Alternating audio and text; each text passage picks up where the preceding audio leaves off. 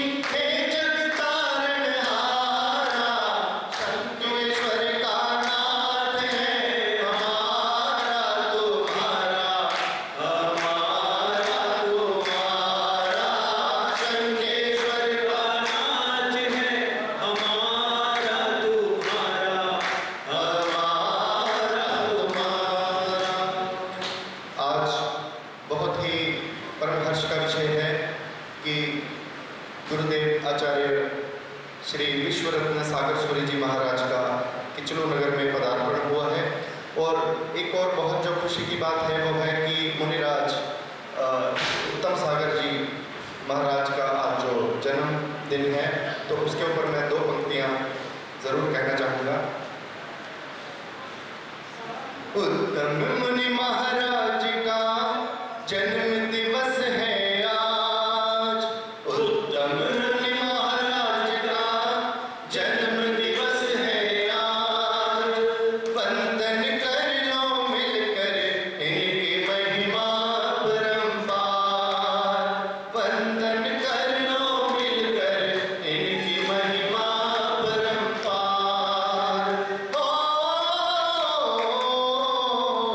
उत्तम मुनि महाराज का जन्म दिवस है आज, वंदन कर लो मिलकर इनकी महिमा परंपार।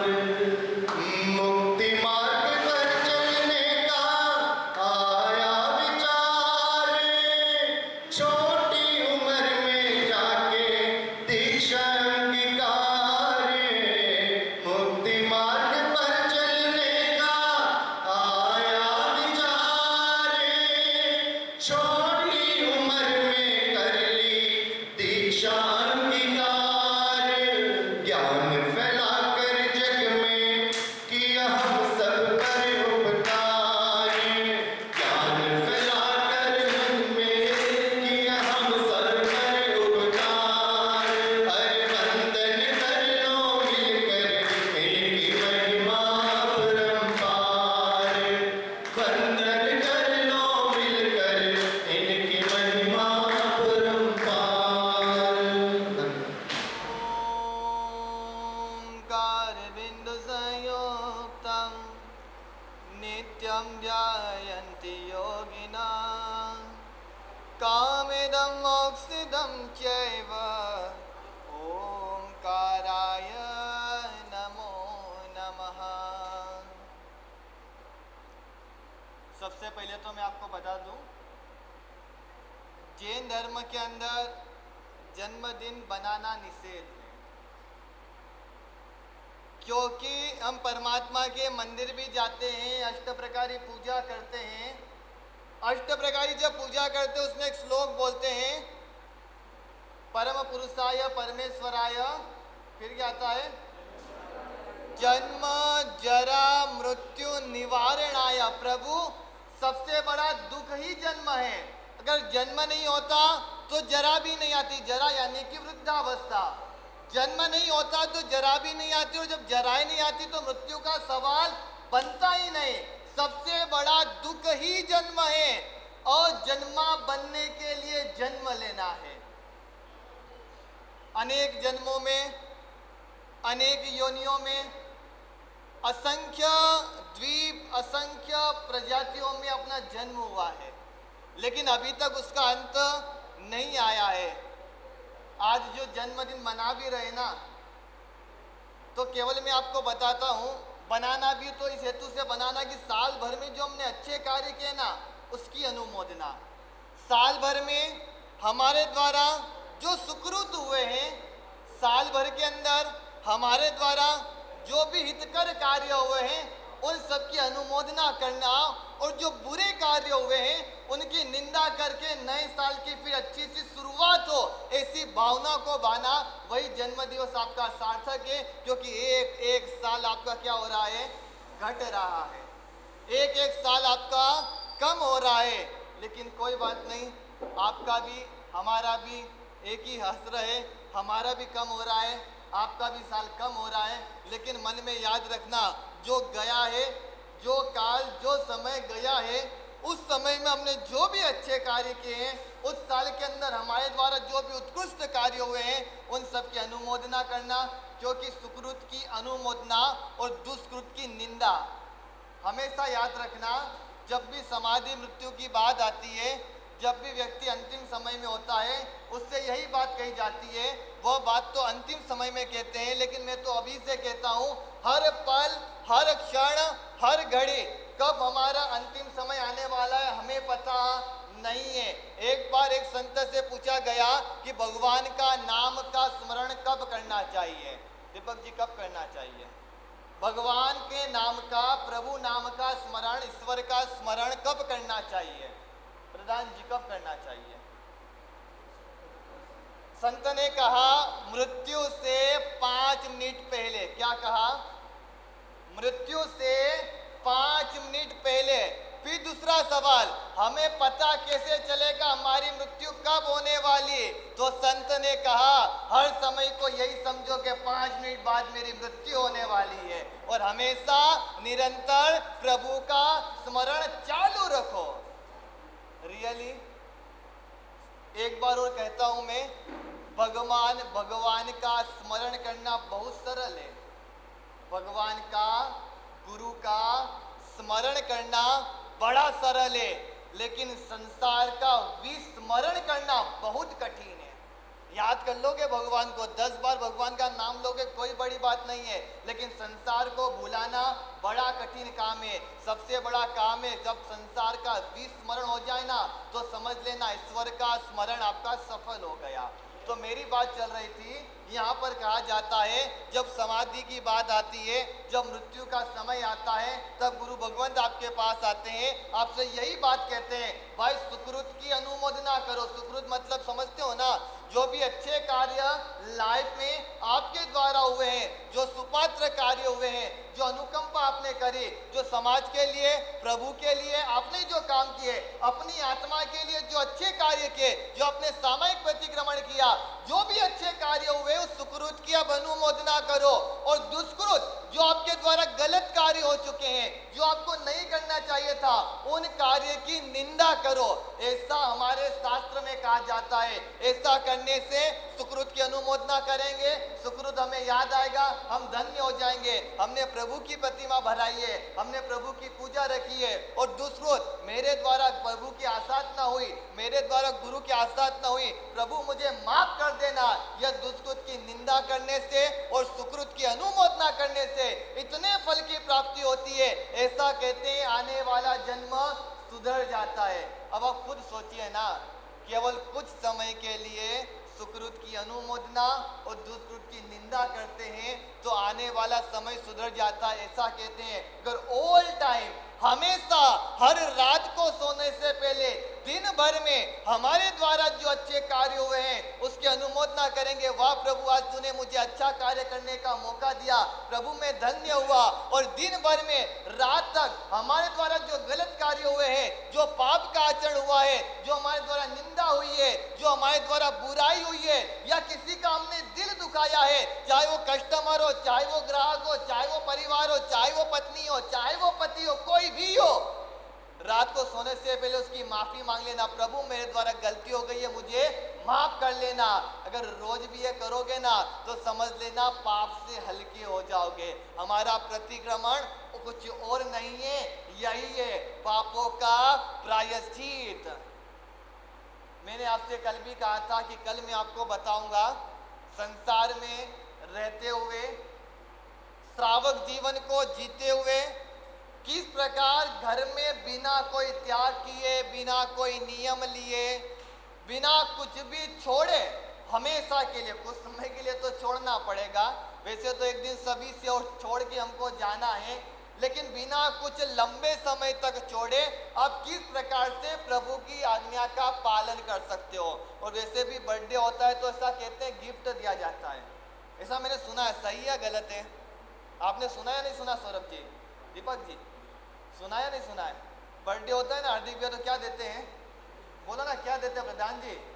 तो क्या आप लोग मुझे गिफ्ट देना चाहोगे?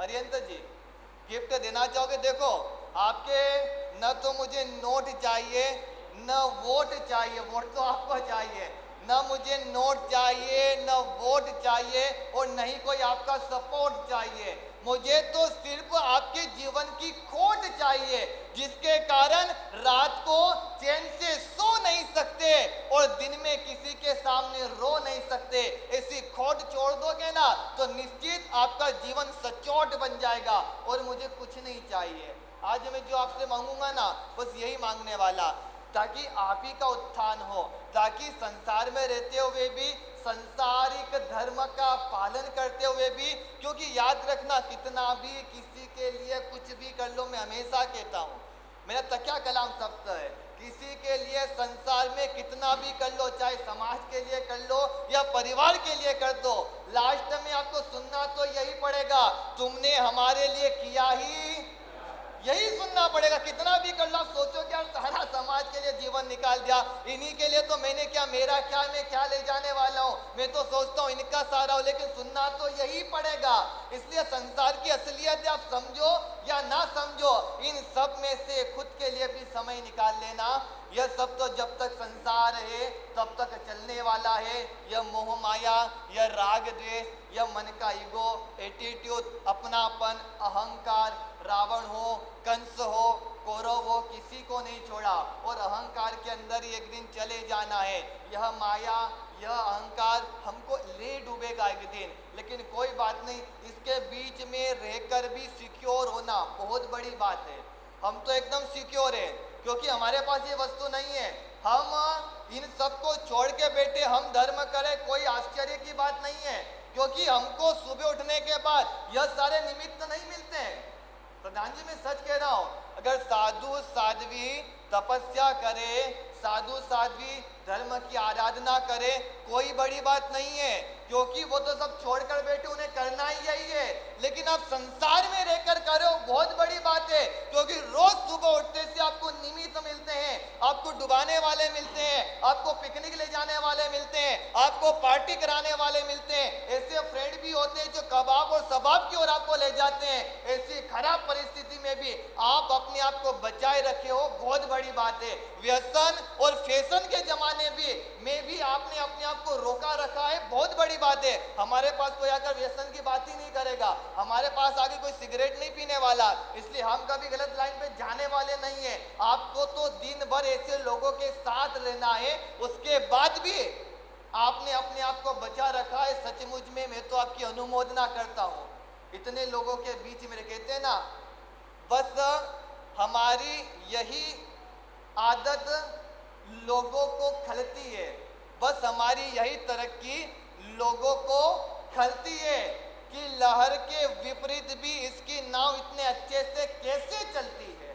लोगों यही चलती है, इतना कुछ संकट आ रहा है, इतनी कुछ प्रॉब्लम्स आ रही है, तो भी मजे से जी रहा है। भाई जीना तो है, टेंशन में जीने से अच्छा है मजे से जियो ना, क्योंकि टेंशन में जियोगे तो भी उतनी उम्र आपको मिलने वाली है, मजे से जियोगे तो भी उतनी उम्र मिलने वाली है। तो फोकट की टेंशन लेके क्यों आप अपने आप को जीवन को बर्बाद कर रहे हैं। हमेशा हैप्पी रहो, हमेशा खुश रहो, हर गली पर हर मोड़ पर जाने दो, कहने वाले तो कहते रहेंगे, हमें क्या करना है, हमारी लाइफ का इम्प्रूवमेंट कैसे हो, बस हमेशा यही विचार करना। अगर लोगों की सुनोगे ना, एक सत्य घटना है या असत्य मुझे पता नहीं, काल्पनिक ही होगी 100%। अगर बहन जी आपकी माला हो गई तो रख दीजिए, क्योंकि एक साथ दो काम नहीं हो सकते हैं, रियली है। क्योंकि बोलते ना, माला तो फिरे कर माही, कर यानी कि हाथ, माला तो फिरे कर माही, जीभ फिरे मुख माही, बराबर ना। माला आपके हाथ में घूमती है और आपकी जीभ आपके मुंह में घूमती है। माला तो फिरे कर माही, जीभ फिरे मुख माही, मनी राम चिहु दिसी फरे। ये तो सुमिरन, आपके हाथ में माला है, मुंह में जीबान है, मन कहीं और जा रहा है, लेकिन ये सच्चा सुमिरन नहीं है। या तो प्रवचन चलेगा तो प्रवचन चलेगा, या माला चलेगी तो माला चलेगी, नहीं तो प्रवचन का भी लाभ नहीं मिलेगा, माला का भी लाभ नहीं मिलेगा। ठीक है, तो मेरी बात चल रही थी, काल्पनिक कहानी है, 100% काल्पनिक कहानी है, लेकिन कहानी का मोरल बड़ा अच्छा है। एक बार क्या होता है, शंकर जी की इच्छा होती है, शंकर जी की इच्छा होती है संजीव जी कि थोड़ी बहुत धरती पर जाया जाए। धरती के लोग मुझे रोज बुलाते हैं, धरती पर रहने वाले कहते हैं भगवान मेरे यहाँ पर भी आओ, मेरे यहाँ पर भी आओ, क्यों ना एक बार चला जाए। अब शंकर जी आ रहे थे, अब पति जब घर से निकलता है तो कौन तैयार होती है साथ में जाने के लिए। जब घूमने की बात आती है, कहीं एकदम हनीमून जैसा एकदम मस्त कोई नया जगह हो, नया पैलेस हो, और पति घर से निकला, सबसे पहले कौन रोकता है उसका रास्ता, बोले ना, आपको तो अनुभव होगा ना, कौन रोकता है? पत्नी तैयार होती, भाई कहाँ जा रहे हो? बोले मैं धरती पे जा रहा हूँ घूमने के लिए, धरती की सैर देखा जाए वहां के लोग कैसे हैं।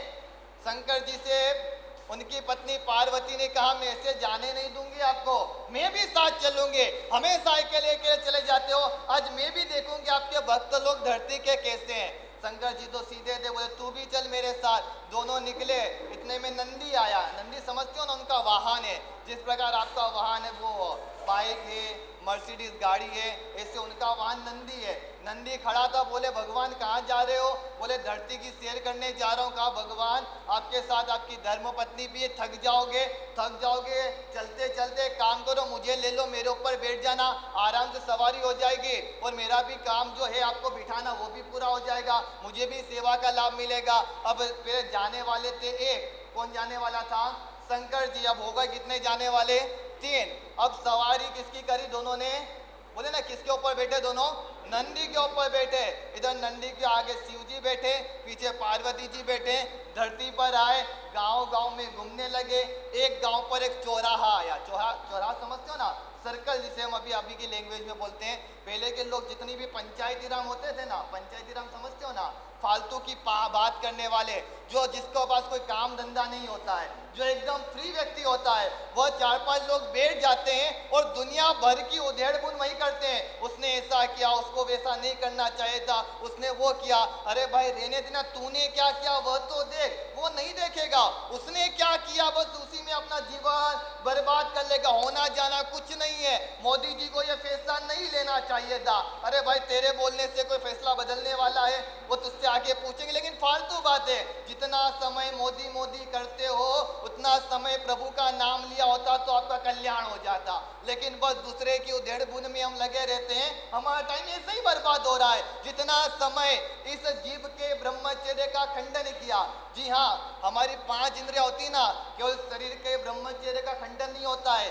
जीव के ब्रह्मचर्य का भी खंडन होता है। हमारे जो कान है ना, इसके ब्रह्मचर्य का भी खंडन होता है। अगर जीव के द्वारा किसी की निंदा, किसी की बुराई और जिससे कोई लेना देना नहीं, जो वहां बैठा हुआ है, दूर बैठा हुआ है, उसके बारे में निंदा करी ना, तो जीव क्या हुआ?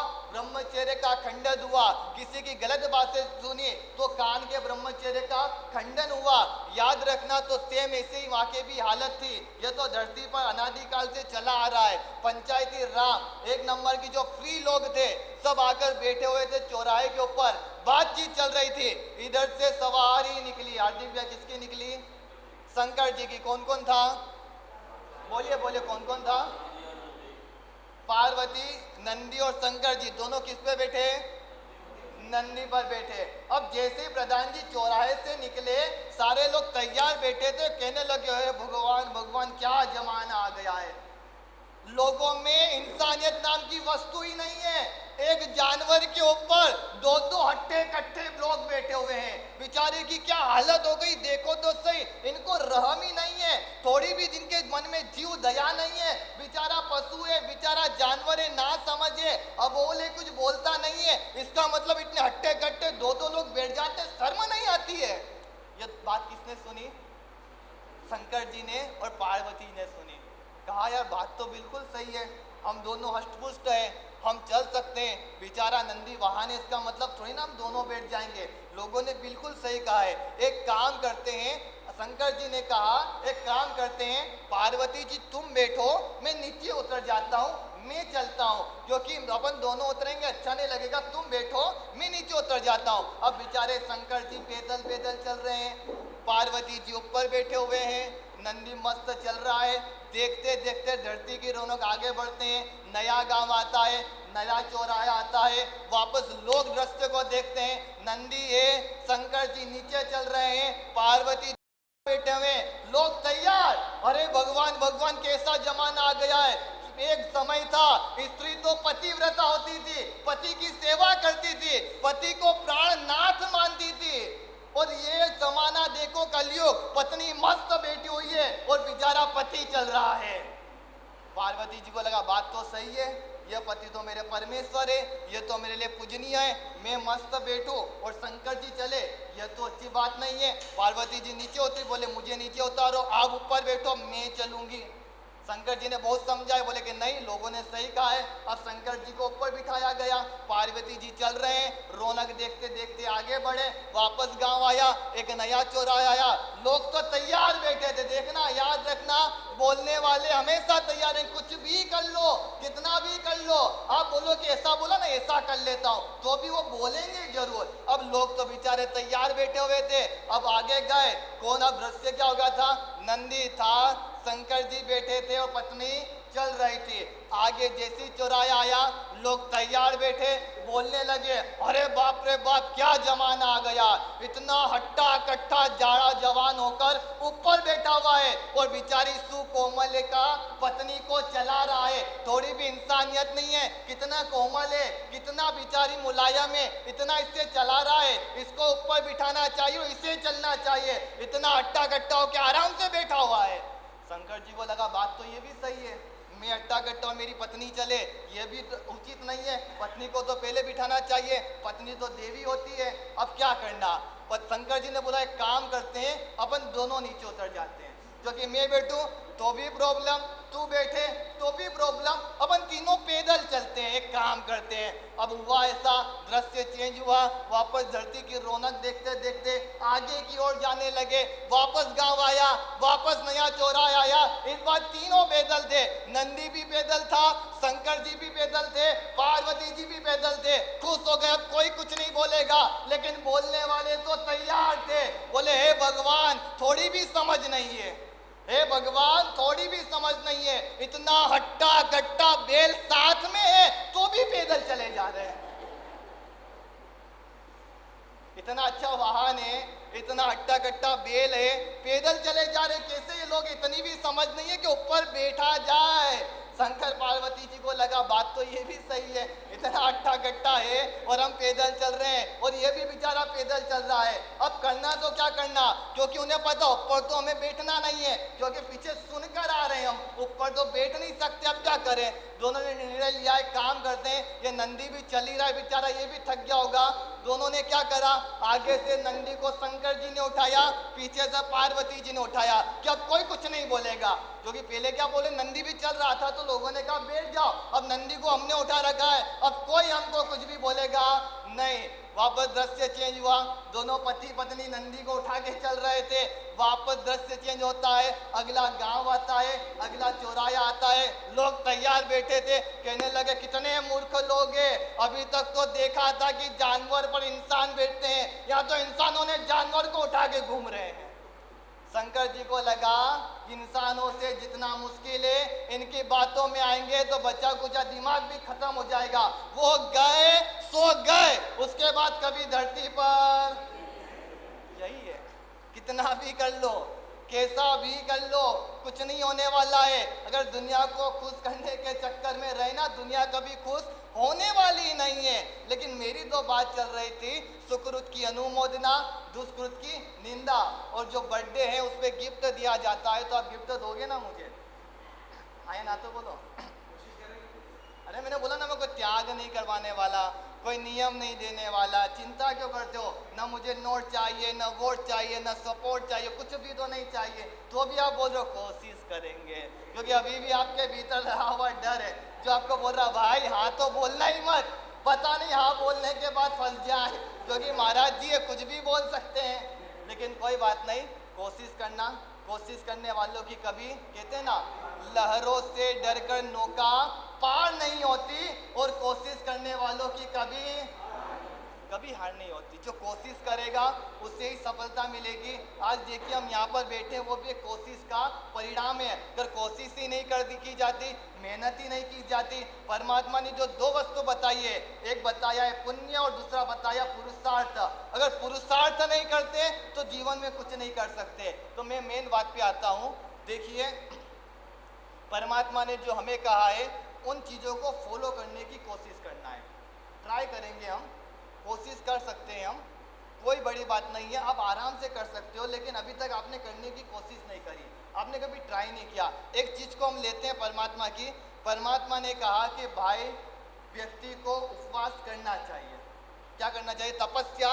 परमात्मा ने कहा है व्यक्ति को तपस्या करना चाहिए। तपस्या आप कर सकते हो। रवि भाई नाम है ना आपका?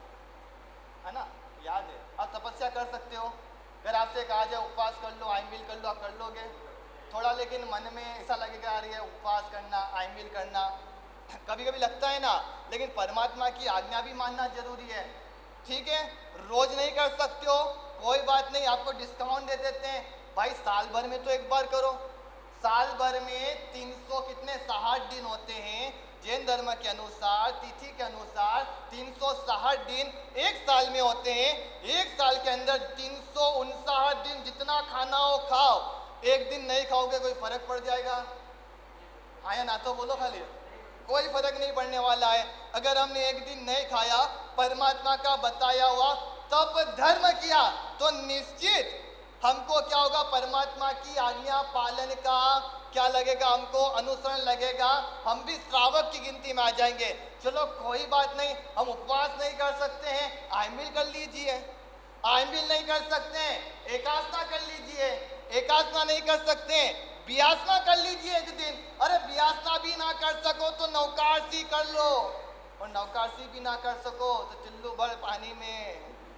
अभी नौकासी में क्या वजह, सुबह उठते कितनी बजे हो आप? आज के ज़माने में ईमानदारी से बोलना, अगर आपको यहाँ नहीं आना होता हार्दिक भैया, तो कितनी बजे उठते हैं? 9:30 बजे। और नौकासी कितने बजे आती है सौरभ जी? नौकासी कितने बजे आती है? 6:15 में नौकासी आ जाती है। जाने अनजान जब आराम से नौकासी कर सकते हो, कोई बड़ी बात। रात को 11 बजे के बाद पानी मत पियो, और सुबह उठने के बाद नौकासी के, क्योंकि आप उठते हो उससे तक तो कोर्सी आ जाती है यार। आराम से आप कर सकते हो, कोई बड़ी बात नहीं। 6:15 बजे पानी पियोगे, कुछ होने वाला है? समझ लीजिए 5 बजे भी उठ गए या 6 बजे भी, ऐसे तो आपको शकल देख के लगता नहीं आप 5 बजे उठोगे, समझ लीजिए 6 बजे भी उठ गए, 15 मिनट थोड़ा सा 15 मिनट सहन कर लिया, और 15 मिनट बाद पानी भी आपको फर्क पड़ जाएगा, इतने बड़े शरीर को नहीं पड़ेगा। लेकिन कभी हमने कोशिश करी नहीं। तो सबसे पहले परमात्मा का तप धर्म, आ जाइए थोड़ा थोड़ा आगे आ जाइए। सबसे पहले परमात्मा का तप धर्म हमारे भीतर आए। ठीक है, रोज नौकासी ना कर सको कोई बात नहीं, मन में लो कि भाई महीने में एक नौकासी तो मैं करूंगा। वैसे तो आप ज्यादा कर सकते हो जितने भी, क्योंकि आप उठते ही तो नहीं लेते हो कि नौकासी आ जाती है, आपका पुण्य है। तो हर व्यक्ति रोज कर सकता है, लेकिन कोई बात नहीं, क्या एक महीने में एक नौकासी का तप भी नहीं कर सकते हैं? नौकासी में कुछ नहीं है, जितना खाना हो दिन भर खाओ, जितना पानी पीना हो, जितनी बार खाना हो, एकदम खुले हो। केवल इतना सा है नौकासी में, सूर्योदय के 48 मिनट बाद वापरना। क्या है नौकासी का मतलब, क्या होता है? सूर्योदय के 48 मिनट बाद वापरना है। ऐसा नहीं लिखा कि ये नहीं वापरना है, कि वो नहीं वापरना, चिंता मत करना, आप बाहर भी खा सकते हो जाकर। आप ये मत सोचो नौकासी करूंगा तो पता नहीं क्या क्या करना पड़ेगा। रोज जो आपका रेगुलर जीवन है ना, जो रोज खाते हो वही खाना, लेकिन खाने की शुरुआत कब करना? सूर्योदय के 48 मिनट बाद, यानी कि अगर अब सूर्योदय आपका 5:20 पे होता है तो 6:15 बजे आपकी नौकासी आ जाती है, उसके बाद खाना चालू करो। तपस्या ये वाली कर सकते हो नहीं कर सकते हो? रवि भाई कठिन है, मनोज जी कठिन है, बाहुबली जी कठिन है, ईमानदारी से बोलना, हरिंदर जी, विनोद जी कठिन है थोड़ा भी नौकासी करना। ठीक है, रोज नहीं कर सकते हो, महीने में एक बार भी करो तो कठिन है। प्रधान जी ईमानदारी से बोलना, छोटे से छोटा, हाँ ये तो पक्के, लेकिन ये बोलेंगे तो लोग भी करेंगे ना। संजीव जी, छोटे से छोटा बच्चा और वृद्ध व्यक्ति भी आराम से महीने में एक दिन तो नौकासी कर सकता है या नहीं कर सकता? हाँ या ना तो बोलो बहनों। कोई कठिन है दीपक जी? नहीं है, लेकिन कभी कोशिश करी नहीं है। एक कोशिश चालू करना, रोज करो तो बहुत अच्छी बात है। वैसे भी आप लेट ही उठते हो, लेकिन फिर भी मन में एक संकल्प करना कि महीने में एक दिन तो मैं आराम से, हार्दिक भाई क्या कर सकता हूँ? नौकासी। वैसे तो आप रोज कर सकते हो, जो उठते ही 9 बजे हो, लेकिन महीने में एक बार तो नौकासी में कर सकता हूँ। 15 मिनट बाद वापरूंगा, कोई फर्क पड़ने वाला, बाकी तो दिन भर खाना ही है ना, दिन भर पीना ही है। ठीक है, बराबर समझ में आया? कर सकते हो या नहीं कर सकते हो? हाँ ना बोलिए। कर सकते हो तो हाँ बोलो, नहीं कर सकते हो तो ना बोलो। कर सकते हो? हाँ, देखो कितना अच्छा है, इतनी आसानी से परमात्मा का तप धर्म आपके भीतर आ गया, कुछ त्याग करने की जरूरत भी नहीं पड़ी, उपवास भी नहीं करना पड़ा, आयन भी नहीं करना पड़ा, कोई ज़्यादा लंबा चौड़ा कुछ काम नहीं, आराम से आपकी नौकाशी हो गई, तपस्या का लाभ मिल गया। चलो दूसरी तरफ जाते हैं हम। उसके बाद परमात्मा ने कहा है कि भाई व्यक्ति को जमीन कंदमूल नहीं वापरना चाहिए। क्या नहीं वापरना चाहिए? अब सबकी शक्ल देखने जैसी हो गई, हाँ कंदमूल का नाम आया तो, क्योंकि हम जब यहाँ पे आए हमको कुछ और ही पता चला। लेकिन देखो जो परमात्मा ने कहा सत्य तो वही है, हम खाए न खाए ये बात की बात है, लेकिन हमें समझना चाहिए हम जो कर रहे हैं क्या कर रहे हैं, गलत कर रहे हैं, हमें नहीं करना चाहिए। मेरी परमात्मा की आज्ञा नहीं है, वो बात अलग है। कर्मवश नहीं, जीवान के टेस्ट के वश, जीवान का स्वाद चाहिए हमको, मस्त हा चमकेदार है, बराबर होना चाहिए। स्वाद नहीं आता है, स्वाद के कारण हम वापर रहे हैं, लेकिन कोई बात नहीं। मैं आपसे कहूँगा महीने के अंदर दिन कितने होते हैं? ईमानदारी से बोलना, कितने दिन होते हैं? क्या 300 दिन रोज आप कंदमूल वापरते हो? एक दिन भी छोड़ते नहीं हो क्या? हाँ या ना तो बोलो। क्या 30 दिन में एक दिन भी आप नहीं बोल सकते कि भाई एक दिन ऐसा होगा 30 दिन में जिस दिन मैं मेरी परमात्मा की आज्ञा की पालन करूंगा, आज के दिन है ना मैं जमीन का नहीं वापरूंगा। हमारे संत मुनि, हमारे बड़े बड़े सावक तो आज जीवन कितने ऐसे लोग हैं जिन्होंने चखा तक नहीं है, वो इतना कर सकते हैं, तो क्या मैं एक महीने में 30 दिन में से एक दिन ऐसा नहीं निकाल सकता हूँ जिस दिन मेरे जिद के अंदर ये कंदमूल नहीं जाए? बाकी जो मुझे करना है कर ही रहा हूँ, कौन रोकने वाला, कोई टोकने वाला। एक दिन तो परमात्मा की आज्ञा में मानूंगा, मुझे खुशी होगी कि मैंने भी परमात्मा की बात मानी। ठीक है, रोज नहीं, कम से कम एक दिन तो मैंने क्या किया? सुनील जी क्या किया? जमीन कंद नहीं, त्याग नहीं, जमीन कंद नहीं वापरा। त्याग तो आजीवन का होता है या त्याग सालों का होता है, लेकिन जमीन का नहीं वापरा। अगर ये चीज भी आ गई ना आपके लाइफ में, आपको लगेगा कि मैंने भी कुछ तो किया है, कुछ नहीं किया उससे अच्छा मैंने कुछ तो। अगर 10 लोग किसी के साथ गए, कोई धार्मिक व्यक्ति प्रधान जी जैसा आपको मिला ना, वो बोला मैं कंदमूल नहीं वापरता, आप कह सकते हो भाई एक दिन तो मैं भी नहीं वापरता हूँ, लेकिन कब कह सकते हो? जब आप करोगे, और आप कर सकते हो। पहला हमारा क्या था? केवल एक नौकाशी, महीने भर में भी करोगे तो काम हो जाएगा, कोई कठिन नहीं है। जमीन का 30 दिन में एक दिन नहीं वापरोगे, दूसरी इतनी सारी चीजें खाने की खा लेना ना, क्या फर्क पड़ेगा? एक दिन छोड़ दोगे, कम से कम कह तो सकते हो मैं भी एक दिन हूँ कंदमूल वापरता, पक्का श्रावक बन जाता हूँ एक दिन में। कठिन है एक दिन छोड़ना? कोई कठिन बात है? हाँ या ना तो बोलो। रवि जी कठिन है? बिल्कुल भी कठिन नहीं है, आराम से कर सकते हैं। और तीसरी बात मैं आपसे कहूँगा, परमात्मा ने कहा है कि रात्रि भोजन भी करना, लेकिन फिर भी आप संसार के अंदर फंसे हुए हो। सही तो वही है, लेकिन कम से कम एक दिन वो भी निकाल सकते हैं कि भाई रोज ही तो खाता हूँ, एक दिन नहीं खाया तो कोई फर्क पड़ जाएगा। एक दिन अगर मैंने अपने पेट के अंदर, अरे हमारे संत, हमारे महापुरुष ऐसे कितने ही सालों की जो पानी भी नहीं पीते हैं, अरे मैं खाऊंगा नहीं तो कुछ होने वाला, पानी तो पी रहा हूँ ना। एक दिन पहले से ही सिक्योर हो जाना कि आज कुछ भी हो जाए, आज का दिन कोई भी दिन, मैं आपको ये नहीं बोल रहा हूँ कि इसी दिन आपको रोज करना है। आपको जिस दिन लगेगा आज पेट भरा हुआ है, आज का दिन भी निकल जाएगा, अरे भले ने ऐसे तो ऐसे, कम से कम धर्म की ओर आप आगे तो बढ़ोगे। कम से कम आपको लगा आज खाने की इच्छा नहीं है, उसी दिन बोल देना कि आज रात को नहीं खाऊंगा।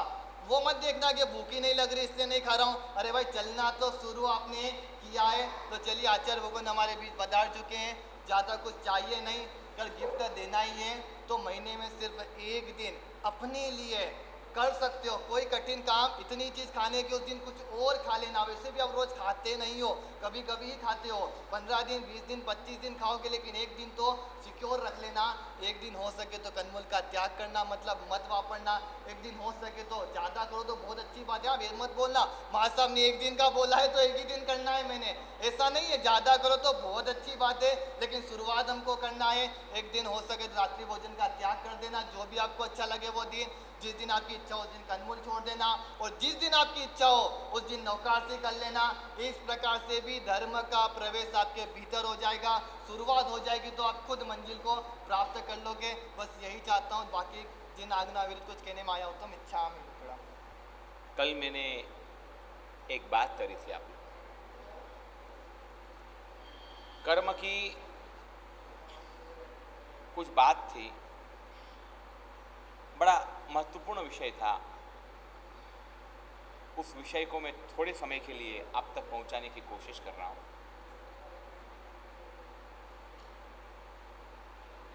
पूना का एक धन कुबेर बिल्डर, उसका इकलौता बेटा 26 साल का लड़का बंबई के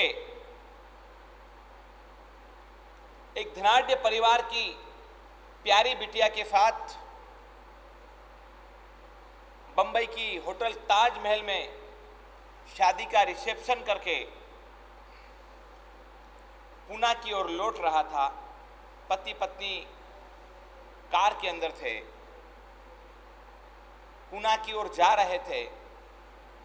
बहुत स्पीड से कार चल रही थी। बस पूना नजदीक आ ही गया था, अचानक सुबह सुबह कोई टैंकर वाले को झपकी आ गई, थोड़ी सी नींद आ गई और वो जो कार थी वो कार टैंकर से जाकर के टकराई। शादी अभी हुई है, पूना पहुंच रहे हैं, दिल में पता नहीं कितने अरमान हैं। भयानक एक्सीडेंट हो गया, कार पूरी तहस नहस हो गई और कार के साथ तीनों, ड्राइवर सहित तीनों व्यक्तियों का वहीं स्पॉट पर मृत्यु हो गया। ये घटना सत्य हुई है, ये घटना घटी है, ये प्रवृत्तियां बनी हैं। इसके पीछे का रीजन क्या? भाई आवाज नहीं प्लीज। रीजन, इसका रीजन क्या? दो भाई थे, एक ही माता पिता के संतान थे। एक दुनिया का मशहूर व्यक्ति बना और एक कंगालों की लाइन में आ गया। उसके घर चलाने की भी नौबत नहीं, उसके घर भी कुर्क हो गए, मकान, सारी संपत्तियां कुर्क कर ली गई और दुनिया में मुकेश और अनिल अंबानी के रूप में सारी दुनिया को आप लोग जानते हैं। विजय माल्या एक समय में अपनी रंग बिरंगी जिंदगी के लिए बड़ा मशहूर था, पैसे उड़ाने में बड़ा माहिर था। महात्मा गांधी की एक चिट्ठी जो भारत सरकार न खरीद सकी, वो उसने करोड़ों रुपए की लागत में 1 मिनट में खरीद करके ये सिद्ध कर दिया कि पैसा बहाना कितना आसान है। लेकिन आज वो मोहताज है, सारी दुनिया की पुलिस उसके पीछे पड़ी हुई है, भाग रहा है, इधर उधर छिप रहा है। सैकड़ों सेवक तैनात होते थे, आज अपने कपड़े भी उसको स्वयं को धोने की नौबत आ रही है। ऐसा हुआ तो हुआ क्यों? एक बहुत पुरानी कंपनी है, आप परिचित हैं, लोग पार्ले जी के रूप में आप सब परिचित हैं। विल्ले पार्ले की वो पार्ले जी कंपनी किसी समय में वो पारसी की हुआ करती थी और उसके एक की एक बेटी, बड़ी खूबसूरत बेटी, बहुत प्यारी बेटी, इतनी मासूम बेटी, मात्र 9 साल की वो बिटिया। लोग उसको देखते और बड़ा प्यार करते, बड़ी परी जैसी लड़की, हर व्यक्तियों के हाथों में घूमती हुई, इठलाती हुई, इतराती हुई, बचपन का आनंद ले रही थी। अचानक एक दिन स्नान करके कांच के सामने वो अपने बालों को सेट कर रही थी। अचानक उसकी चीख निकली, वो दौड़ करके अपनी मां के पास गई। मां देख तो सही, मेरे सिर के ऊपर व्हाइट डॉट्स क्या है? मां ने भी गौर से देखा, ओहो व्हाइट डॉट्स है। तो सारी दुनिया की सारी कोशिशें की गई, सारे डॉक्टरों को दिखलाया गया, लेकिन वो डॉट्स बढ़ते गए। फूल जैसी प्यारी परी पूरे शरीर के अंदर व्हाइट व्हाइट हो गई, शरीर उसका ब्लैक एंड व्हाइट हो गया। जो लोग उसको प्यार करते थे, जो लोग उसको अपनी गोदियों में बिठाते थे, जो लोग उसको अपने हाथों में नीचे नहीं उतरने देते थे, कोट्याधिपति की वो मासूम बिटिया अब अस्पृश्य हो गई। अब उसको कोई प्यार नहीं करता, उसको कोई अपने गले नहीं लगाता, उसको कोई अपनी गोदी में नहीं बिठाता। एक डर की वजह से लोग उससे दूर हट गए, पूरे शरीर में उसको बीमारी फैल गई। एक कोने के अंदर वो अपने समय को काटने लगी, बड़ी होने के बावजूद भी छुप छुप करके रो करके उसकी जिंदगी कटने लगी। ये 3-4 किस्से मैंने आप तक पहुंचाए। रीजन क्या, क्या वजह क्या? मैं वजह जानना चाहता हूं, मैं रीजन जानना चाहता हूं, ऐसा हुआ तो हुआ क्यों ये जानना चाहता हूं। उस कपल ने क्या गलती की थी? ईश्वर इतना खराब है क्या? प्रभु इतने निष्ठुर हैं? एक्सीडेंट के अंदर दोनों पति पत्नी खत्म हो गए। अभी तो जिंदगी की शुरुआत भी ना हुई थी और जिंदगी की शुरुआत के पहले उनकी जीवन की लीला खत्म हो गई। वो अंबानी परिवार, मैंने कल भी कहा था, हमारे एक जैन अग्रणी हैं निमेश कंपानी। निमेश कंपानी ने अंबानी परिवार का विभाजन किया, बंटवारा किया। निमेश कंपानी ने मुझे कहा था, गुरुदेव, कोकिलाबेन का प्यार अनिल के ऊपर ज्यादा है और इसी वजह से मुकेश के ऊपर दबाव डाल करके उन्होंने थोड़ा सा ज्यादा किसको दिलवाया था? अनिल को दिलवाया था। लेकिन गुरुदेव, पूरा सीन चेंज हो गया। आज क्या है वो आप सब जानते हैं। ऐसा क्यों हुआ? क्या वजह, क्या रीजन ऐसा होने की?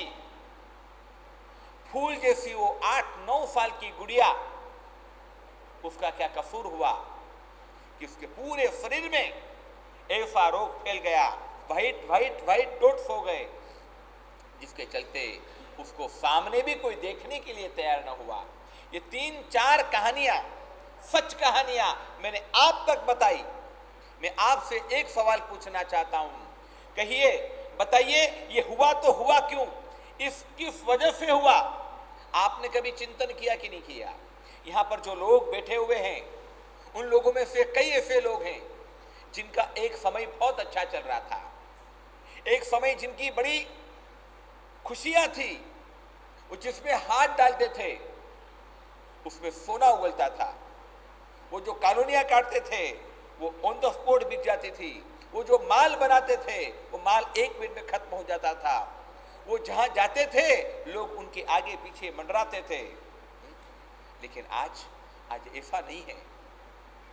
कल जिसकी कोई औकात नहीं थी वो आज आगे बढ़ रहा है।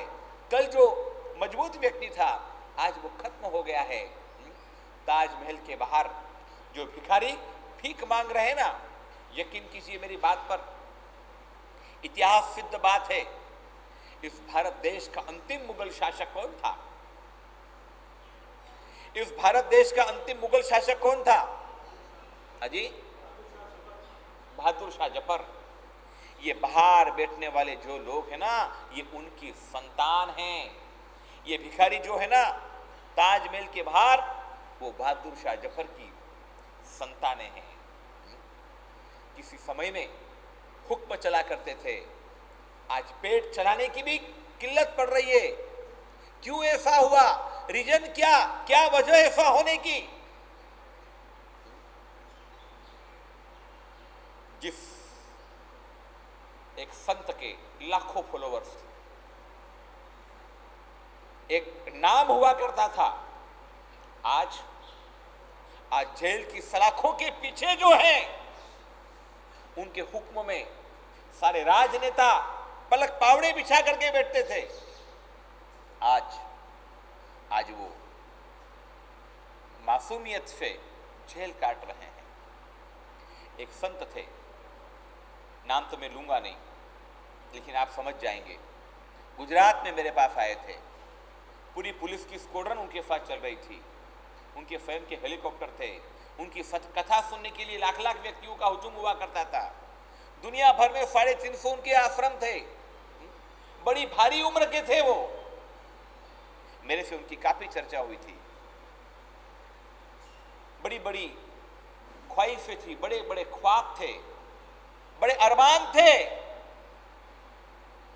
उस समय के उप प्रधानमंत्री उनके शिष्य हुआ करते थे, राष्ट्रपति उनके चरण पखारते थे, राज्य के मुख्यमंत्री उनके आशीर्वाद के बाद अपने कोई कार्य की शुरुआत करते थे। लेकिन ऐसा क्या हो गया भाई कि आज वो एक जेल में बंद हैं, लाखों अनुयायी कुछ नहीं कर पा रहे हैं, अरबों रुपया कुछ नहीं कर पा रहा है, सारे संबंध कुछ नहीं कर पा रहे हैं। ये जितनी भी मैंने घटना बताई आपको, वो सब वास्तविक है या असत्य है? मैं पूछना चाहता हूं आपको, आप कुछ कहिए, जोर से कहिए, बोलिए। ये वास्तविक है, एक भी इसमें कोई छूट नहीं है।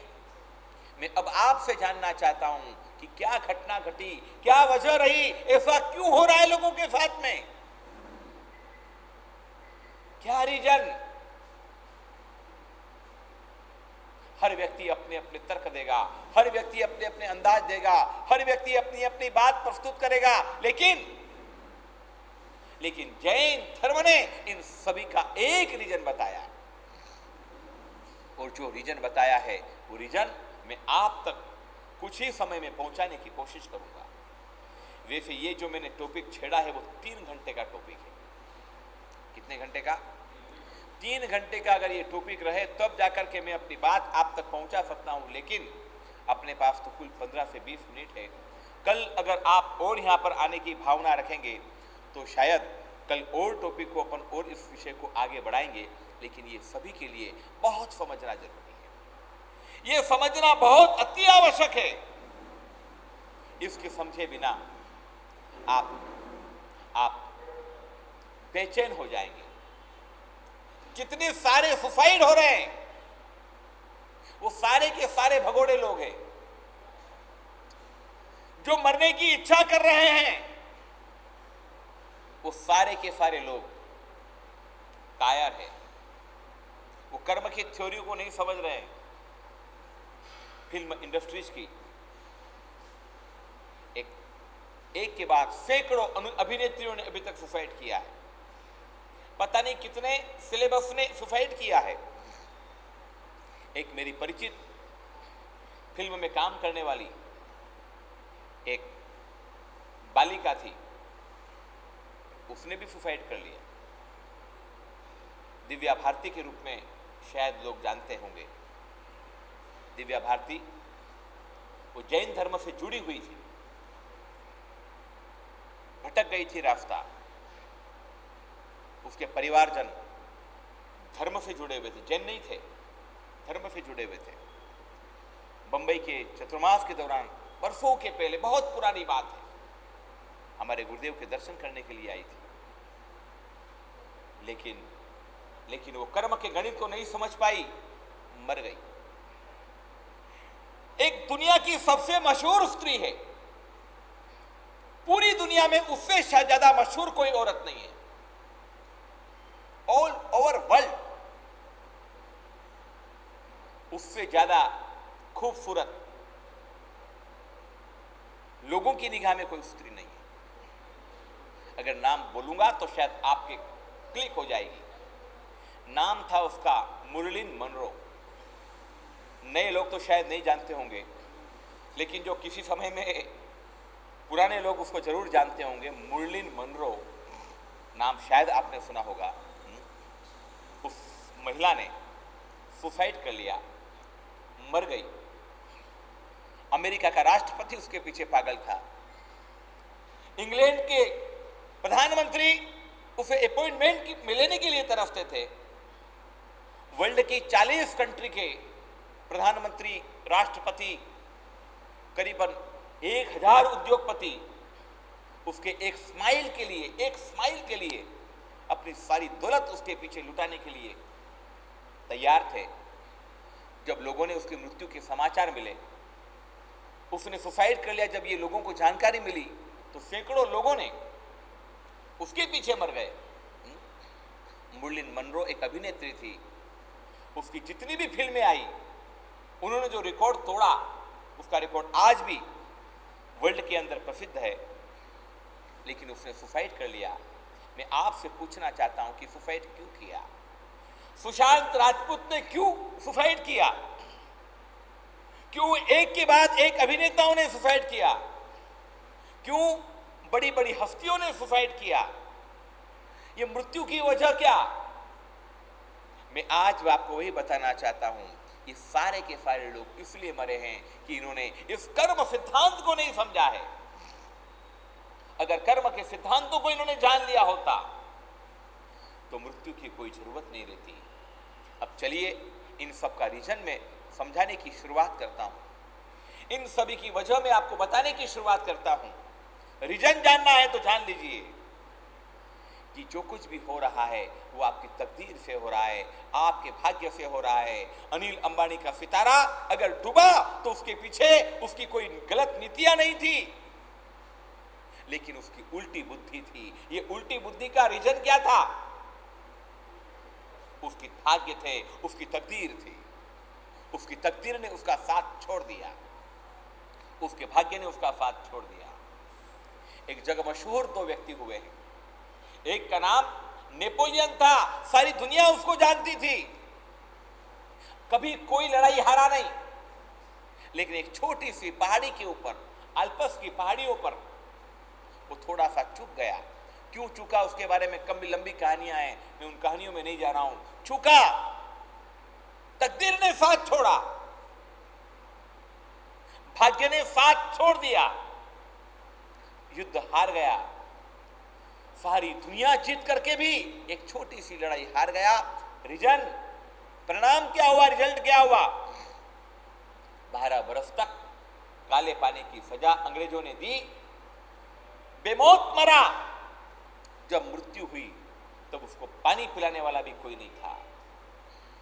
सारी दुनिया पर अपना प्रभाव डालने वाला, सारी दुनिया को अपनी हुकूमत में लाने का प्रयास करने वाला, जिसके नाम से सारी दुनिया कांप उठती थी, ध्रुज उठती थी, तानाशाह एडोल्फ हिटलर, उसने जो सोच लिया होता वो 100% पूर्ण होता।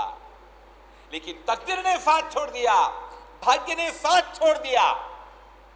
किस्मत रूठ गई। किस्मत रूठी, फिर क्या हुआ? उसके हाथ से गलत डिसीजन हुआ।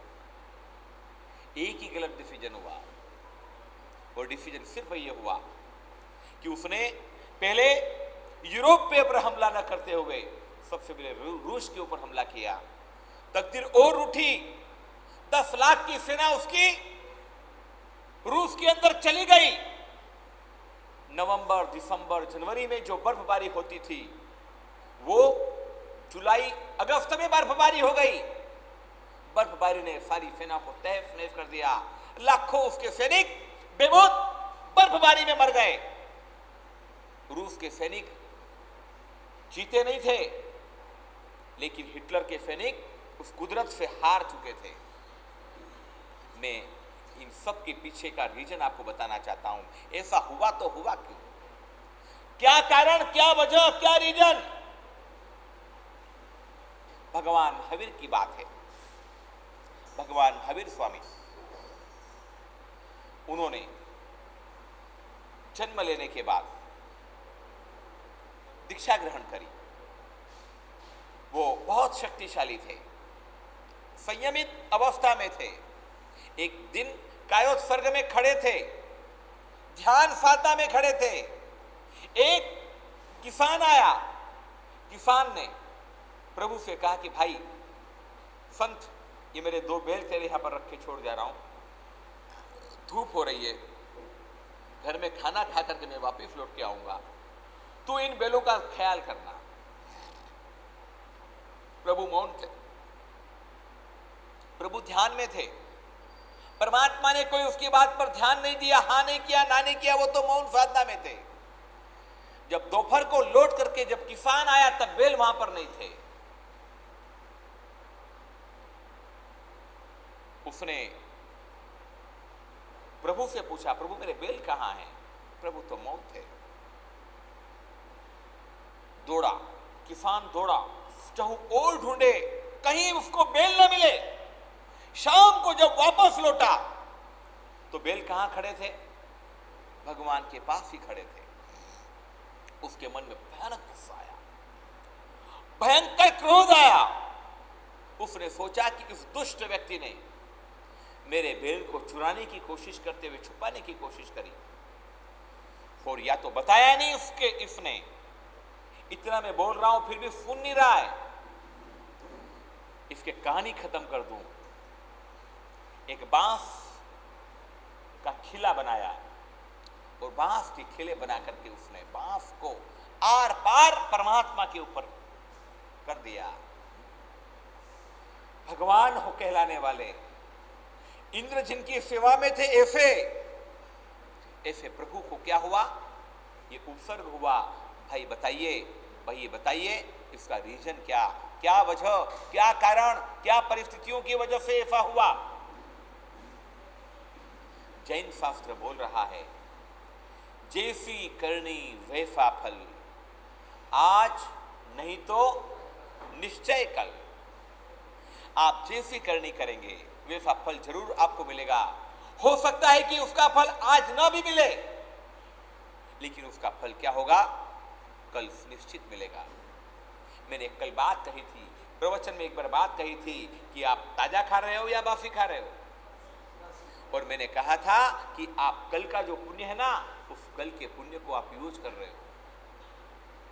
नया पुण्य हो नहीं रहा है, पुराने पुण्य को खत्म कर रहे हो। बैलेंस टूटती जा रही है, एफडीआई खत्म होती जा रही है। बैंक कब तक आपको पैसा देगी? जब तक आपका कुछ वहां जमा पड़ा हुआ है तब तक। जिस दिन आपका सारा का सारा खत्म हो जाएगा, उस दिन क्या होगा? उस दिन वो हाथ ऊंचे कर देगी। उस दिन आपका चेक क्या हो जाएगा? चेक बाउंस हो जाएगा, चेक क्लियर नहीं होगा। कुछ पुण्यवानी से आप लोगों को मनुष्य का जन्म मिला है। आपके प्रत्येक कार्य के पीछे आपका कर्म जिम्मेदार है, आपका भाग्य जिम्मेदार है, आपकी किस्मत जिम्मेदार है।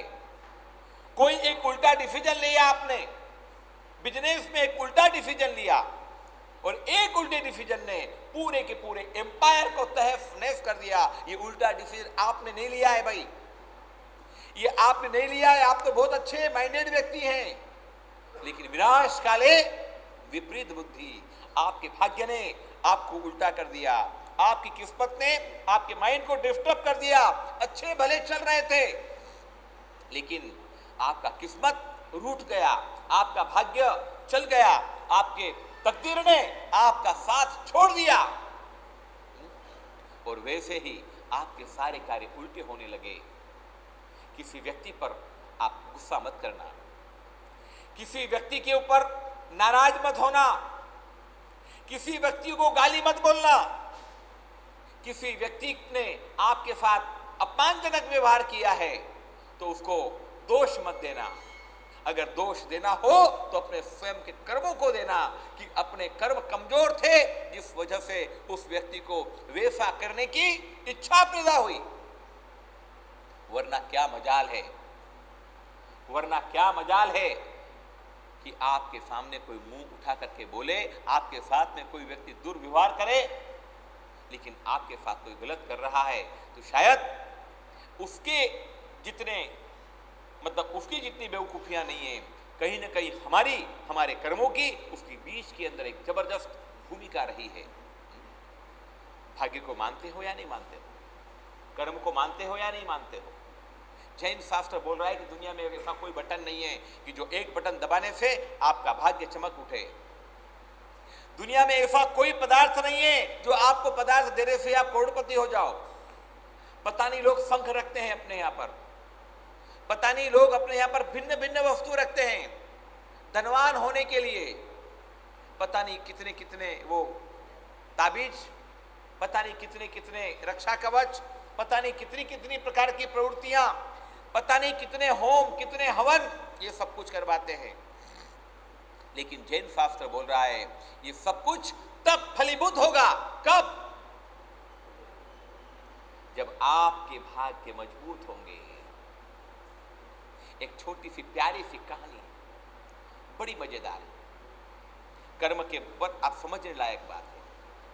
चार वो जो गणित है ना, पुण्यानुबंधी पाप, पुण्यानुबंधी पुण्य, पापानुबंधी पाप, पापानुबंधी पुण्य, ये तो मैं आज नहीं बोल पाऊंगा, कल बताऊंगा। लेकिन किस्मत की एक छोटी सी कहानी में बताना चाहता हूं। एक राजा जंगल में गया, रास्ता भूला, भटक गया।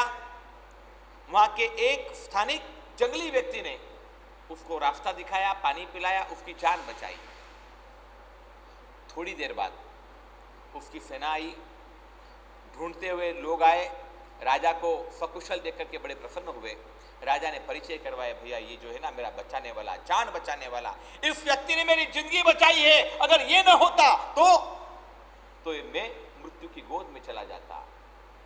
राजा ने उस जंगली किसान व्यक्ति को साथ में लिया, पूरी राजसभा इकट्ठी करी, पूरे नगर के लोगों को इकट्ठा किया, उसका बहुत बड़ा सम्मान किया, उसको खूब वस्त्र दिए, खूब खाने का दिया, सब कुछ दिया और सम्मान करके बोला कि तूने मुझे जान बचाई ना भैया, इसका एहसान मैं जिंदगी में कभी नहीं भूल सकता हूं। इसके बदले मैं तुझे एक बकरी भेंट करना चाहता हूं। क्या भेंट करना चाहता हूं? सारे के सारे लोग मुंह में उंगली दबा गए कि दिमाग खराब हो गया क्या? अरे जिसने जान बचाई, जिसने जिंदगी बचाई, उसको तो लाख रुपए देना चाहिए, स्वर्ण मुद्रा चाहिए, देना चाहिए, सोना देना चाहिए, चांदी देनी चाहिए, अरे हो सके तो उसको कोई गांव दे देना चाहिए। क्या मूर्ख राजा है, क्या कंजूस राजा है। दे दे करके क्या दिया? एक बकरी दी। बकरी दी और बोला कि 3 महीने के बाद वापस आना। 3 महीने के बाद किसान वापस आया। क्या हुआ? बोले बकरी मर गई। कोई चिंता मत कर, ये ले दूसरी बकरी ले जा। फिर राजसभा के लोगों ने सर ठोका, कमाल कर रहा है राजा, बकरी दे दे के बकरी दे रहा और कोई सूद नहीं रहा उसको। फिर बकरी दी, बोला फिर 2 महीने के बाद आना। ठीक है, फिर आया। क्या हुआ? बोले बकरी फिर मर गई। बोले कोई चिंता वाली बात नहीं, ये फिर बकरी ले जा। 1 साल तक ये नाटक चलता रहा। 5-7 बकरियां आई, कोई कब शिकार हो गई बकरी, कब किसी शेर ने उसको खा लिया, कभी कोई चीते ने उसको हमला कर दिया। 1.5 साल तक बकरी बच्ची नहीं, और ये बोलता कि बकरी मर गई और राजा तैयार था, ये ले जा बकरी। जब भी वो किसान आता, बकरी मर गई, राजा तैयार था, ये ले जा बकरी। और सारी राजसभा हंसती, कमाल का राजा है, ऐसा मूर्ख राजा दुनिया में कभी देखा नहीं। लेकिन 1.5 साल के बाद में जब वो किसान वापस लौटा, उसने कहा कि महाराज इस बार बकरी ने 2 बच्चे दिए। ओह बहुत अच्छा, ये ले जा, एक गाय ले जा, 6 महीने बाद आना। 6 महीने बाद वापिस आया। बोल क्या हुआ? कि गाय ने भी एक बछड़े का जन्म दिया है और बकरियों ने भी फिर बकरी का जन्म दिया है। बहुत अच्छी बात है, एक काम कर, ये 100 गाय ले जा, 1 साल के बाद वापिस आना। 1 साल के बाद वापिस आया। क्या हुआ? अरे महाराज आपकी कृपा से गाय की बढ़ रही है, दूध भयंकर मिल रहा है, मक्खन हो रहा है, घी हो रहा है, और मैं तो माला माल हो गया। बोली चिंता मत कर, अब एक काम कर, ये मेरे पड़ोस का एक छोटा सा राज्य है, जा, उस गांव का मालिक मैंने तुझे बना दिया, गांव का राज्य मैंने तुझे दे दिया। पूरे राजसभा में सन्नाटा हो गया कि क्या कर रहे हो महाराज, इस बेवकूफ को तुमने क्या दे दिया? इस गांव का राज्य, गांव का मालिक बना दिया? बोले हाँ बना दिया। कुछ बुजुर्ग लोग खड़े हुए, महाराज एक बात आपकी समझ में नहीं आ रही, ये 2 साल से हम रोज नाटक देख रहे हैं आपका, 1.5 साल से इसको बकरियां दे दे करके आपने मतलब किया, देना ही था तो उसी दिन दे देते। और राजा ने जो बात कही वो बात मैं आपको कहना चाहता हूं। राजा ने कहा कभी देने में तुम्हें उस दिन भी दे सकता था, लेकिन मैं इसकी किस्मत की परीक्षा करना चाह रहा था, मैं इसके भाग्य को देखना चाह रहा था, मैं इसके तकदीर को पहचानना चाह रहा था कि मैं दे तो दूंगा लेकिन इसके नसीब कुछ है कि नहीं। मैंने दे भी दिया राज्य और ये क्या करेगा, इसकी किस्मत नहीं होगी तो ये राज्य खत्म कर देगा। इसलिए मैंने इसकी किस्मत को परखने के लिए बकरी से शुरुआत करी। जब बकरी दी तो बकरियां मरती रही, एक के बाद, दो के बाद, तीन के बाद, एक के बाद, स्टेप बाय स्टेप 1.5 साल तक ये सिलसिला चला। लेकिन फिर क्या हुआ, फिर इसकी किस्मत ने करवट ली, इसका भाग्य कुछ उदय हुआ, फिर बकरियों ने बच्चे पैदा किए। मेरे को समझ में आ गई कि अब इसका भाग्य धीरे धीरे बढ़ रहा है। फिर मैंने गाय दी, उसने भी वंश को बढ़ाया, फिर मैंने 100 गाय दी, उसने भी वंश बढ़ाया। जब मुझे पक्का पता चल गया कि इसकी पड़ती खत्म हो गई, अब क्या हो रहा है चालू, इसकी चढ़ती चालू हो रही है। मेरा उपकारी था, इसने मेरी जिंदगी बचाई थी, इसकी जिंदगी के लिए मुझे उसको कुछ करना ही करना था। और जब मुझे ये पता चल गया कि इसने क्या कर दिया, इसकी उत्कर्ष की शुरुआत हो चुकी है, और फिर मैंने इसको छोटे से एक गांव का साम्राज्य दे दिया, मालिक बना दिया। अब ये साम्राज्य में और वृद्धि होगी, घटेगा नहीं। कहानी खत्म हो गई। आपको कुछ समझ पड़ा या नहीं पड़ा भैया? आपको कुछ पता चला या नहीं चला? आपके उत्थान और पतन के पीछे किसी व्यक्ति को जवाबदार मत ठहराना। आपकी चढ़ती या पड़ती के पीछे किसी एक व्यक्ति को टारगेट मत बनाना। इस व्यक्ति ने मुझे बर्बाद कर दिया, ये जिंदगी में भूल जाना। उस व्यक्ति की कोई ताकत नहीं है कि आपको बर्बाद कर सके। अगर आपको बर्बाद किया है तो वो तो बेचारा निमित्त है, आपके कर्मों ने आपको बर्बाद किया है। क्या वजह, एक व्यक्ति सबके लिए अच्छा है और पर्टिकुलर आपके लिए बुरा है। सारी दुनिया को वो पैसा दे रहा है लेकिन आपको पैसा नहीं दे रहा है। मन को संतुष्ट रखना, मन को शांत रखना, मन के अंदर थोड़ी सी ये चिंतन करना कि जो कुछ भी हो रहा है उसके पीछे मेरा भाग्य जिम्मेदार है, जो कुछ भी हो रहा है उसके पीछे मेरी तकदीर जिम्मेदार है। इस तकदीर और मेरे भाग्य के पीछे मैं हूं। कोई व्यक्ति ने मेरे साथ बुरा किया है, उसका जितना दोष नहीं है उससे ज्यादा दोष किसका है? मेरे भाग्य का है। जो लोग मर रहे हैं ना, जो लोग बोल रहे हैं ना कि इसने मुझे धोखा दे दिया, जितने नौजवान लड़के मर रहे हैं वो प्रेमिकाओं की वजह से मर रहे हैं। जो प्रेमिकाएं मर रही है वो प्रेमियों की वजह से मर रहे हैं, कहीं ब्लैकमेलिंग की वजह से मर रहे हैं। लेकिन अगर वो कर्म के गणित को समझ सकते थे तो वो कभी मृत्यु पसंद नहीं करते। आप सीता को देखिए ना, सीता को देखिए ना, दुनिया का सबसे बड़ा कलंक उसको आया, और कलंक लगाने वाले भी कौन? उसके ही कहलाने वाले लोग। और रामचंद्र जी की कितनी नादानियत कि उन्होंने किसी एक व्यक्ति की बात को सुन करके गर्भवती ऐसी सीता को क्या कर दिया? जंगल में छोड़ दिया। लेकिन सीता मरी नहीं, सीता ने सुसाइड नहीं किया। आज की अगर कोई स्त्री होती ना तो शायद मर जाती, लेकिन उसने एक ही बात करी थी, मेरे किस्मत खराब चल रहे हैं, मेरे भाग्य खराब चल रहे हैं, मेरी भाग्य की वजह से मेरी मृत्यु हुई, अरे मेरी बेइज्जती हुई। वक्त खराब है, व्यक्ति खराब नहीं है, मेरा समय ही खराब चल रहा है। और मेरा जब समय खराब चलेगा तो मेरे जितने भी मेरे लोग हैं ना वो भी क्या हो जाएंगे? पराये हो जाएंगे, पराये हो जाएंगे। एक अंतिम बात करके बोल के मेरी बात खत्म करूंगा। आंध्र प्रदेश का मुख्यमंत्री एन.टी. रामाराव, नाम सुना होगा आपने, एन.टी. रामाराव राजनीति में आया, पहली बार चुनाव लड़ा, सारी की सारी सीटें जीत ले आया।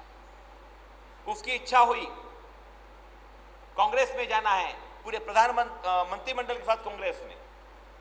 उसकी इच्छा हुई कि मुझे इस्तीफा देना है, इस्तीफा देकर के खुद की पार्टी बनाई, सारी की सारी सीटें जीत गई। ऐसा अभिनेता था, ऐसा अभिनेता था कि बात मत पूछो। उसके पीछे लोग दीवाने थे, पागल थे। उसकी एक झलक देखने के लिए लोग लाइन लगाते थे। यकीन कीजिए मेरी बात पर, जब वो चुनाव लड़ता था तब एक लिस्ट जारी कर देता था लोगों को। पहला जब चुनाव लड़ा था तब कोई पार्टी नहीं बनाई थी उसने अपने इच्छित व्यक्तियों की एक लिस्ट जारी करी थी, अपील जारी करी थी कि इनको आप जिता देना। और जिसको उसने अपील करी थी, लोगों को आह्वान किया था, वो सारे के सारे कितने जीत गए थे और वो मुख्यमंत्री बन गया था। लेकिन जब किस्मत ने साथ छोड़ा, वो एनटी रामाराव, उसके रियल दामाद ने उसको सत्ता से बेदखल कर दिया। उसके रियल दामाद ने उसको कुर्सी से उतार दिया। कुर्सी से उतारा वहां तक तो ठीक है, जिस बंगले में वो रहता था उस बंगले का कब्जा कर लिया, वहां से भी उसको निकाल दिया। जो एक जमाना था लोगों का, उसके हुजूम थे, तब उसको सामने देखने वाला भी कोई नहीं था।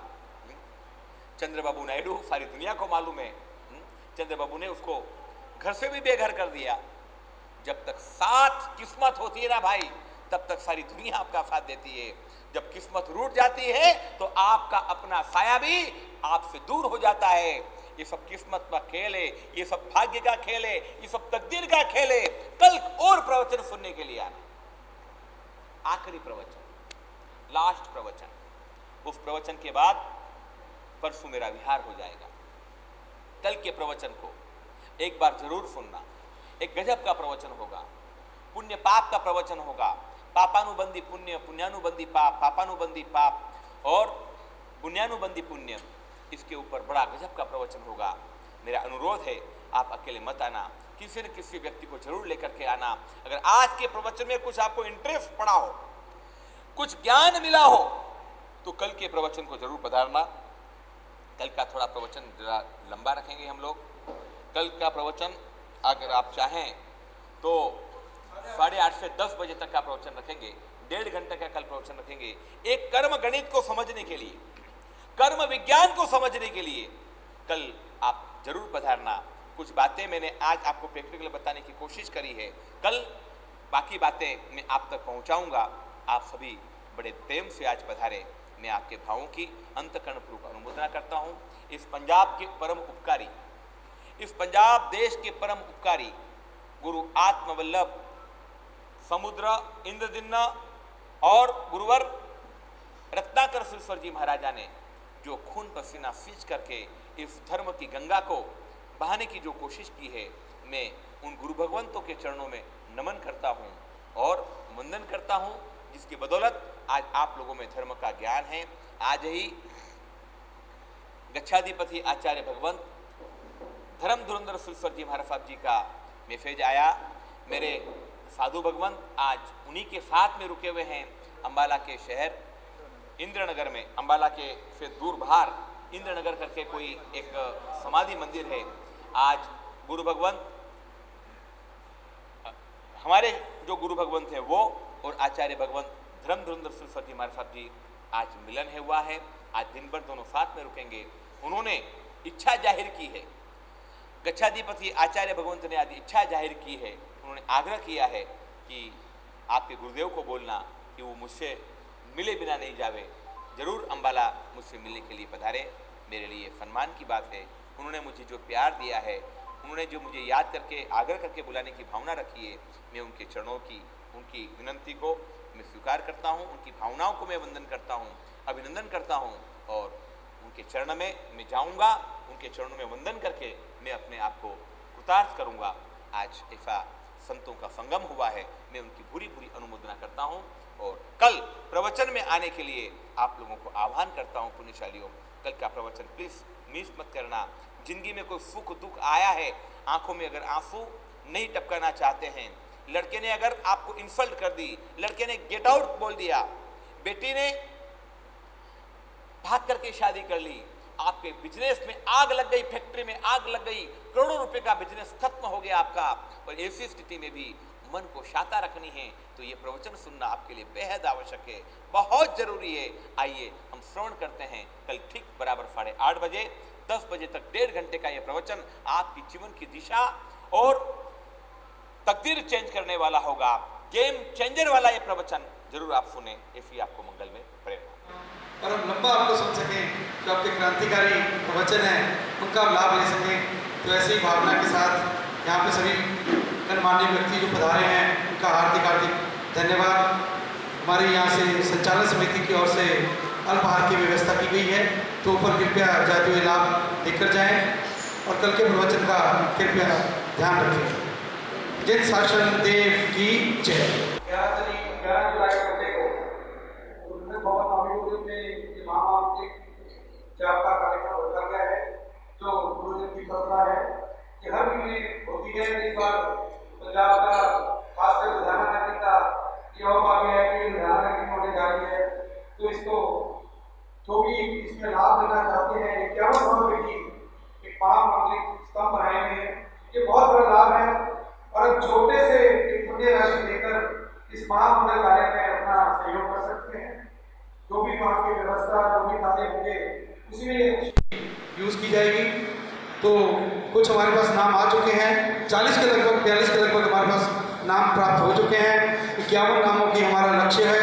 तो जो भी धर्म प्रेमी महानुभाव इसमें जुड़ना चाहते हो, इस मंगलमयी आहुति में अपना योगदान देना चाहते हैं, वो कृपया नाम अवश्य लिखाएं कि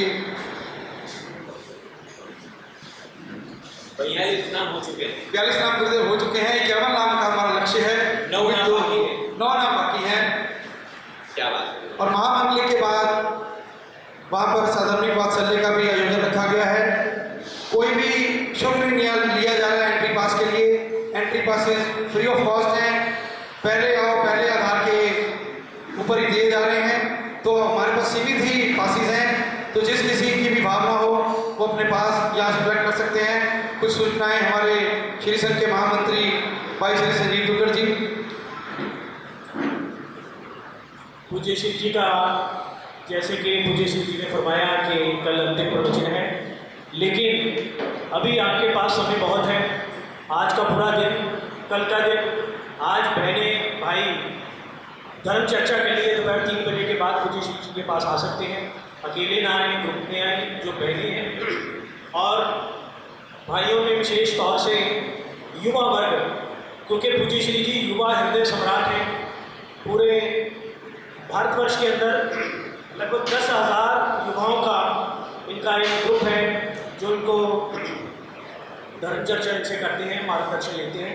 तो यहाँ के भी युवा वर्ग जो है वो कृपया करके रात्रि 8:30 बजे का समय है, आप अवश्य में पधारें। इस नाम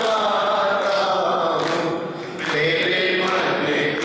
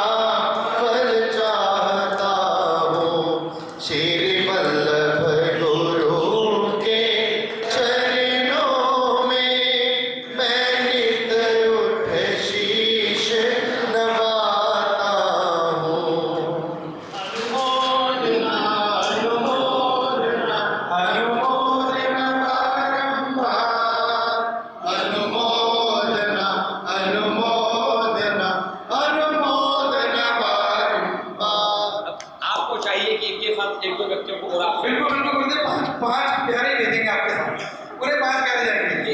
ये कंफर्म है। एक बार ये आएंगे, उसके पीछे आप आगे जरा दौड़ आप करते हो। ये तो गुरुदेव हमारे शिरोमणि श्री संघ के ऐसे नायाब हीरे हैं, भाई भूषण जी, भाई सुशील जी, भाई सजीव जी। आज वो दूसरी जगह व्यस्त हैं, तो इन्होंने तो कमाल कर दिया, कमाल है।